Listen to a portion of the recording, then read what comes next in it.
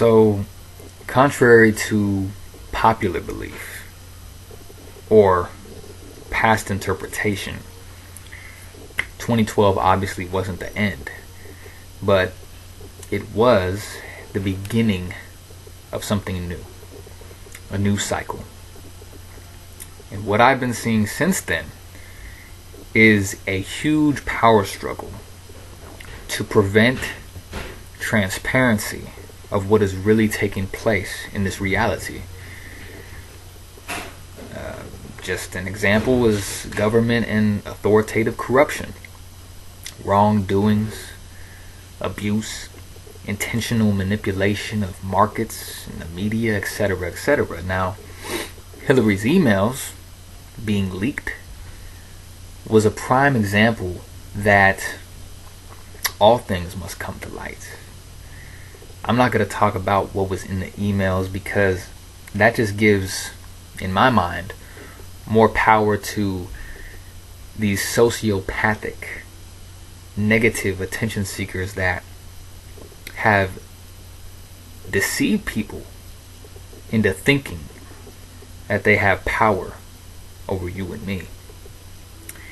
I'm not a religious person, but I do recognize the truth in many of their teachings, and I firmly believe that we are in the age of revelations. Now, before you start freaking out, it's important to understand that the revelations just means the revealing of truth.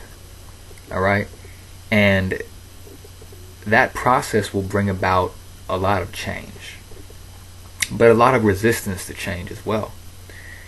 Which is why these so-called leaders are trying so desperately to postpone the inevitable.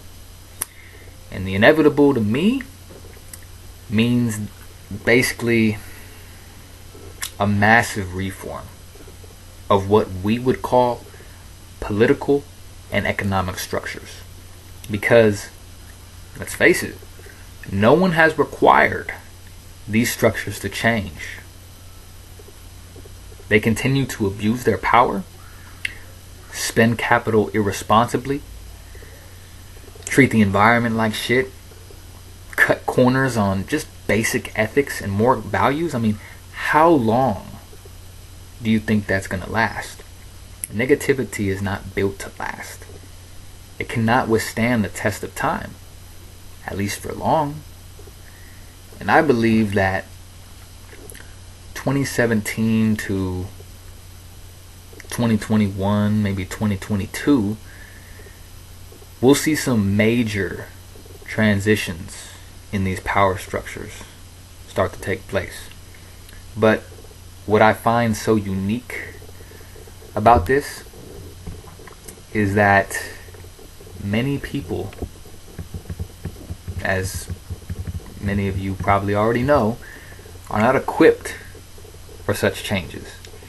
We've reached a point in the West especially where so many people are dependent on the institutionalized way of life via education, healthcare, politics, religion, technology, etc. And these changes will bring about some birthing pains, okay?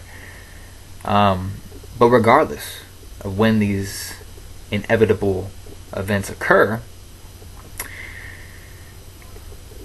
what I recommend each and everybody watching to do is become more self-sufficient in their way of life. Make your own money. Open up a small business.